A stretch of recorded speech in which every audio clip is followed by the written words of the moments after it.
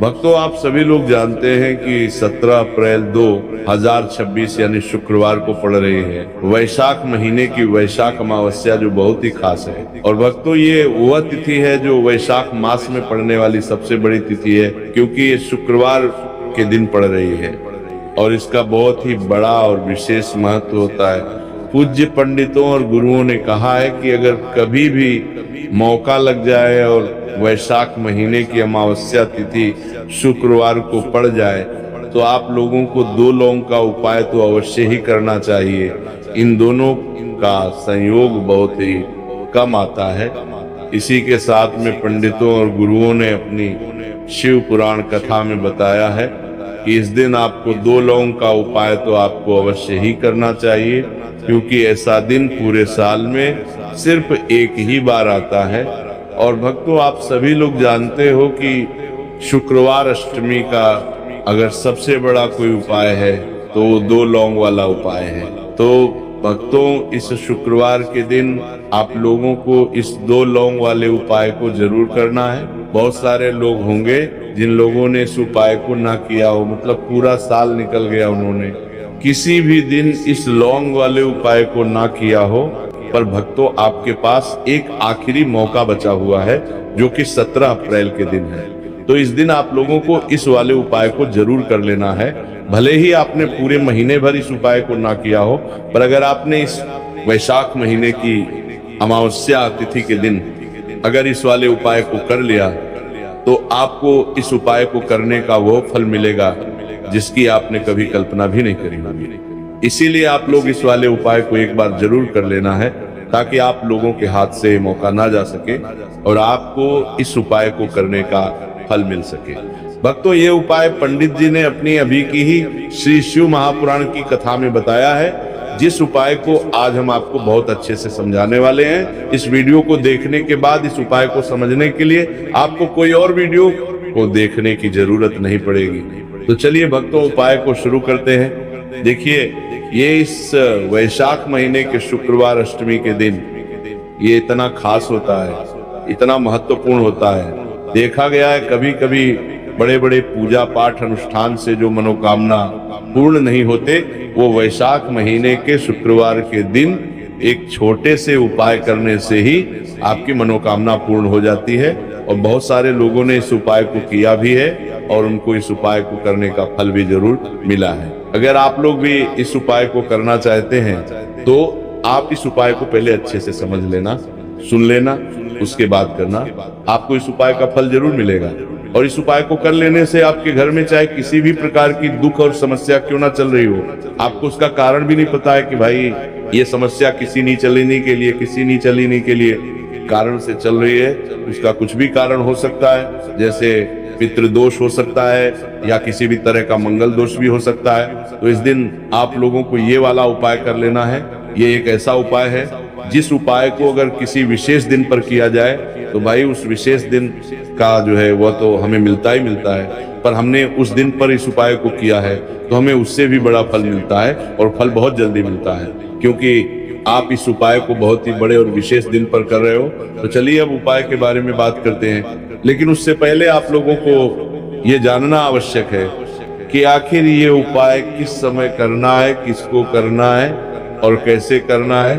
तो चलिए हम आगे आपको वीडियो में एक एक करके बता देते हैं। लेकिन उससे पहले अगर आप लोग हमारे चैनल पर पहली बार आए हैं या फिर मेरी आवाज आज पहली बार सुन रहे हैं तो हमारे चैनल को सब्सक्राइब जरूर कर लेना और इस वीडियो को लाइक करके कमेंट बॉक्स में श्री शिवाय नमस्तुभ्यम ओम नमः शिवाय जरूर टाइप कर देना। तो भक्तों, इस 2 लौंग वाले उपाय को हमें शुक्रवार अष्टमी के दिन कैसे करना है, किसको करना है, किस समय करना है और कहां पर करना है, ये सारे सवालों के जवाब आपको इस वीडियो में मिल जाएंगे।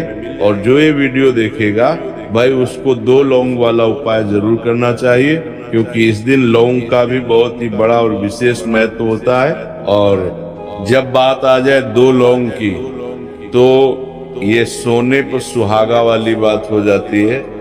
और ये एक बहुत ही बड़ा उपाय हो जाता है इस शुक्रवार अमावस्या तिथि का। तो अब भक्तों, इस 2 लौंग वाले उपाय को आखिर करना किसको है, सबसे पहले हम लोग वही बात जान लेते हैं। तो देखो, घर की जो बड़ी माताएं बहनें होती हैं, उन माताओं बहनों में से कोई भी एक बड़ी माता बहन इस वाले उपाय को कर सकती है। और भक्तों, अगर आप चाहे तो अपने घर में से सभी सदस्यों को भी इस उपाय को करवा सकते हैं। अगर किसी व्यक्ति की खुद की कोई मनोकामना है, खुद की कोई दुख और परेशानी है, जो कि वो अपने लिए ही करना चाहता है, इस वाले उपाय को तो वो खुद अपने लिए भी कर सकता है। बाकी अगर कोई घर में से ऐसा है जो कि अपने पूरे घर परिवार की सुख और शांति के लिए ये वाला उपाय करना चाहता है, तो भाई वो भी कर सकता है, उसमें भी कोई दिक्कत वाली बात नहीं है।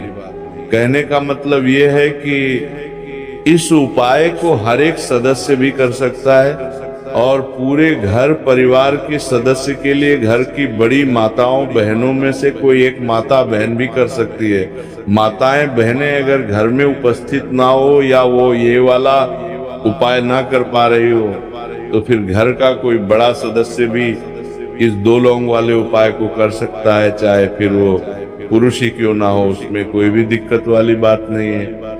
अब भक्तों, इस लौंग वाले उपाय को हमें करना कहाँ पर है? देखो, हमें शिवलिंग के पास में जाकर करना है। बहुत सारे लोग प्रश्न करते हैं हर एक उपाय को करते समय, क्या हम इस उपाय को घर पर या मंदिर में कर सकते हैं? देखो, तो इस वाले उपाय को आप मंदिर में करोगे तो अच्छा रहेगा, घर पर नहीं करना है इस वाले उपाय को। उसके बाद में भक्तों, जो अगला प्रश्न निकल कर आता है वो ये आता है इस उपाय को लेकर कि आखिर इस उपाय को हमें किस समय करना है, सुबह के समय करना है कि शाम के समय करना है? तो देखो, इस वाले उपाय को आप लोग सुबह के समय भी कर सकते हो और शाम के समय प्रदोष काल में भी कर सकते हो। अब अगर आप पूछो कि भाई सबसे उत्तम समय कौन सा रहेगा इस 2 लौंग वाले उपाय को करने का, तो हम आपसे बस यही कहेंगे कि इस उपाय को आप शाम के समय करेंगे तो ज्यादा बेहतर होगा। बाकी अगर सुबह के समय भी करेंगे तो भी अच्छा होगा, उसमें कोई भी दिक्कत वाली बात नहीं है। तो अब भक्तों, जो अगली सबसे बड़ी और महत्वपूर्ण बात आती है वो ये आती है कि सुबह अगर हम उपाय को करेंगे तो हमें कितने बजे से लेकर कितने बजे तक के बीच में करना है, और शाम के समय प्रदोष काल में करेंगे तो हमें कितने बजे से लेकर कितने बजे के बीच में करना है। तो देखो, सुबह जितनी जल्दी हो सके आप उपाय को करने की कोशिश करना। बाकी अगर किसी कारणवश लेट भी हो जाओ, थोड़ी देर भी हो जाए, तो 10 या 11 बजे तक भी आप उपाय कर लेना, पर 12 बजे से ज्यादा देरी ना हो, ठीक है? इस बात का ध्यान रखना। उसके बाद में भक्तों, अगर शाम के समय प्रदोष काल की बात करें, प्रदोष काल का जो समय होता है वो शाम के 6 बजे से शुरू हो जाता है। मतलब शाम के 6 बजे से लेकर 7 बजे के बीच का जो समय होता है, ये समय प्रदोष काल का समय होता है। पर अभी जो मौसम चल रहा है, इस मौसम में जो है शाम बहुत देरी से होती है, तो आप इस उपाय को 7 या 8 बजे के बीच में भी कर सकते हो। मतलब शाम के 6 बजे से रात 8 बजे के बीच में आप कभी भी इस वाले उपाय को कर रहे हैं सकते हो, उसमें कोई भी दिक्कत वाली बात नहीं है। परंतु शुक्रवार के दिन कोशिश करना कि समय के अंतर्गत ही कर लो। किसी कारणवश ना कर पाओ तो थोड़ा देरी से भी कर सकते हो, आपको उपाय का फल जरूर मिलेगा। देखिए, इस वीडियो में जितने भी उपाय हम आपको बताएंगे सभी उपाय सरल है। देखो, गुरुजी ने कहा है कि शुक्रवार के दिन आपको चौमुख दीपक वाला उपाय तो अवश्य ही करना चाहिए। वीडियो के अंतिम में आपको उपाय बताया है जो आपको करना है। देखो, आगे बढ़ने से पहले वीडियो को एक लाइक जरूर करें। देखो, सबसे पहला उपाय, यदि आपके जीवन में कर्जा बहुत अधिक है, आपके जीवन में संकट बहुत अधिक रहते हैं, आपके ऊपर बहुत अधिक विपदा आ रही है, बार बार आपको अपने व्यापार में और अपने धन में हानि देखने को मिल रही है, यानी कि आपको प्रत्येक कार्य में हानि हो रही है, तो आपको ये उपाय करना चाहिए। देखिए, इस उपाय के लिए आपको मात्र 1 लौंग का जोड़ा लेना है, यानी कि 2 फूल वाली लौंग लेनी है। साथ में आपको मात्र थोड़ा सा शहद ले लेना होगा और इसी के साथ में आपको तांबे के पात्र के अंदर शुद्ध जल लेना होगा। अब देखिए, इन सभी सामग्रियों को लेकर के आपको भगवान शिव के मंदिर में पहुंच जाना है। देखिए ये उपाय आप सुबह से लेकर शाम तक कर सकते हैं। तो वह सबसे पहले तो आपके पास जो 2 फूल वाली लौंग है, उन्हें आपको शहद के अंदर अच्छे से डूबना है, यानी कि दोनों लौंग पर आपको अच्छे से शहद का लेपन कर देना है। अब आपको जो आपके पास एक लोटा जल है, सबसे पहले तो उसे शिवलिंग पर धीरे धीरे समर्पित करना है और श्री शिवाय नमस्तुभयम इस मंत्र का जाप करते हुए समर्पित कर देना है। अब आपके पास जो 2 फूल वाली लौंग है, शहद से उसे आपको शिवलिंग पर अर्पित करना है और आपको प्रार्थना करनी है कि जीवन में जो रोग की स्थिति है वह समाप्त हो, जीवन के जो संकट और समस्याएं हैं वो सभी समाप्त हो, जीवन से जो कर्ज की समस्या है वो समाप्त हो। इस प्रकार से प्रार्थना करते हुए ये जो 2 फूल वाली लौंग ही शहद संयुक्त, इससे आपको शिवलिंग पर अर्पित कर देनी है। आपकी जो भी समस्या होगी इस शुक्रवार के दिन अवश्य ही समाप्त हो जाएगी। तो इस प्रकार से आपको पहला उपाय करना है। अब हम बात कर लेते हैं दूसरे उपाय के बारे में। देखो ये उपाय आपके लिए सर्वश्रेष्ठ होने वाला है। देखिए इस उपाय के लिए आपको मात्र 5 हरे मूंग के दाने आपको साबुत लेने हैं, खंडित नहीं होने चाहिए, इस बात का ध्यान रखें। और इसी के साथ मैं आपको एक तांबे के पात्र के अंदर अपने घर से शुद्ध जल ले लेना है। अब भक्तों इन सभी सामग्रियों को लेकर के आपको सीधे पहुंच जाना है भगवान शिव के मंदिर में। देखिए इस उपाय को भी आप सुबह भी कर सकते हैं और शाम के समय में भी कर सकते हैं। देखिए भगवान शिव के मंदिर में पहुंचने के बाद आपके पास जो 5 हरे मूंग हैं, उनमें से पहला जो हरा मूंग है, आपको शिवलिंग के सामने जो नंदी महाराज होते हैं और उनका जो पैर उठा हुआ होता है, वहां पर आपको पहला हरा मूंग समर्पित कर देना है और आपको ओम नमः शिवाय इस मंत्र का जाप कर लेना है। फिर आपको दूसरा हरा मूंग लेना है और शिवलिंग पर जो श्री गणेश जी वाला स्थान होता है, वहां पर आपको ये दूसरा हरा मूंग समर्पित कर देना है। यानी कि शिवलिंग के सीधे तरफ आपको ये दूसरा हरा मूंग समर्पित करना है और फिर आपको ओम नमः शिवाय या फिर श्री गणेशाय नमः इस मंत्र का जाप कर लेना है। तीसरा हरा मूंग का दान आपको भगवान शिव की सबसे प्रिय पुत्री माता अशोक सुंदरी वाले स्थान पर समर्पित करना होगा। शिवलिंग की जो जलाधारी होती है, जहां से जल बह करके आता है, उसी जलाधारी के बीच में जो कहीं न कहीं उठी हुई लाइन होती है सांप की आकृति के रूप में, वहीं पर आपको तीसरा हरा मूंग समर्पित करना है और फिर आपको ओम नमः शिवाय इस मंत्र का जाप कर लेना है। अब भक्तों चौथा जो हरा मूंग है, उसे आपको भगवान कार्तिकेय जी का जो स्थान होता है शिवलिंग पर, वहां पर आपको ये चौथा हरा मूंग का दाना समर्पित कर देना है और आपको ओम नमः शिवाय इस मंत्र का जाप कर लेना है। अब भक्तों आपके पास जो 5वां और अंतिम हरा मूंग बचा हुआ है, उससे आपको उससे जल के पात्र के अंदर डाल देना है और इस हरे मूंग से युक्त जल से आपको भगवान शिव के शिवलिंग का अभिषेक कर देना है।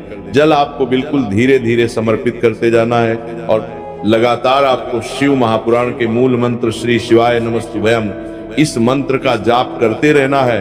फिर आपको शिवलिंग के सामने बैठकर, यदि आप अपने बच्चों के लिए यह उपाय कर रहे हैं, यदि आप अपने बच्चों की बुद्धि ज्ञान और विवेक के लिए उपाय कर रहे हैं, तो उसके लिए आपको प्रार्थना कर लेनी है, या फिर व्यापार में वृद्धि करने के लिए ये उपाय कर रहे हैं तो उसकी कामना करते हुए आपको प्रार्थना कर लेनी है, या फिर अपनी नौकरी के लिए कर रहे हैं, या फिर अपने इंटरव्यू के लिए, या फिर धन की प्राप्ति के लिए कर रहे हैं। जिस भी कामना के लिए आप उपाय कर रहे हैं, उसे परिपूर्ण करने के लिए आपको महादेव से प्रार्थना कर लेनी है और फिर आपको वापस अपने घर आ जाना है। पूज्य गुरु जी ने कहा है कि जो भी व्यक्ति इस उपाय को कर लेता है, तो यकीन मानिए आपके जीवन की जो सारे संकट, कष्ट और बाधाएं ही वह सभी समाप्त होंगे। अब हम बात करते हैं अगले उपाय की। इस उपाय के लिए आपको एक दीपक लेना है। दीपक आप मिट्टी का भी ले सकते हैं और शुद्ध आटा मढ़कर उसका दीपक भी आप तैयार कर सकते हैं। दीपक के अंदर गोल बाती का प्रयोग करना है और दीपक के अंदर आपको शुद्ध घी का प्रयोग करना है। इसी के साथ में आपको मात्र एक फूल वाली लौंग लेनी होगी। अब ये एक दीपक और एक फूल वाली लौंग लेकर के सीधा आपको पहुंचना होगा बरगद के वृक्ष के। वहां पर देखिए, सबसे पहले तो आपके पास जो एक फूल वाली लौंग है उससे आपको बरगद के वृक्ष की जड़ में समर्पित करना है। देखिए, अगर आपके जीवन में कोई भी बड़ा संकट आने वाला है, कोई भी बड़ा कष्ट आने वाला है, तो वह इस उपाय के माध्यम से दूर होने वाला है। महादेव की विशेष कृपा रहेगी कि जो भी संकट आपके जीवन में आने वाला होगा वो भी दूर हो जाएगा। तो आपको एक लौंग समर्पित करनी है बरगद के वृक्ष की जड़ में, और वहीं पर आपको जो है गोल बाती व दीपक जो आप लेकर के गए हैं उससे भी वहां पर प्रज्वलित कर देना है। देखिए, जब भी आपको जीवन में इस साल लगने लगे कि आपके जीवन में कुछ भी अच्छा नहीं चल रहा है, तब भी आपको कोई उपाय करना है। तो इस प्रकार से आपको ये उपाय करना है। अब हम जान लेते हैं चौथे विशेष उपाय के बारे में। देखें, यदि आपके विवाह में, शादी में कोई भी समस्या आ रही है, यदि आपका जो कर्ज है वो दिन पर दिन बढ़ते ही जा रहा है, तो आपको ये चमत्कारी उपाय करना चाहिए। कोई भी समस्या अगर जीवन में है तो उसे दूर करने के लिए आपको ये उपाय करना चाहिए। मंगल दोष से जुड़ी हुई समस्या भी है, तब भी आपको ये उपाय करना चाहिए। देखिए, इस उपाय के लिए आपको एक तांबे के पात्र के अंदर अपने घर से शुद्ध जल लेना है और इसी के साथ में आपको एक चुटकी लाल चंदन लेना होगा।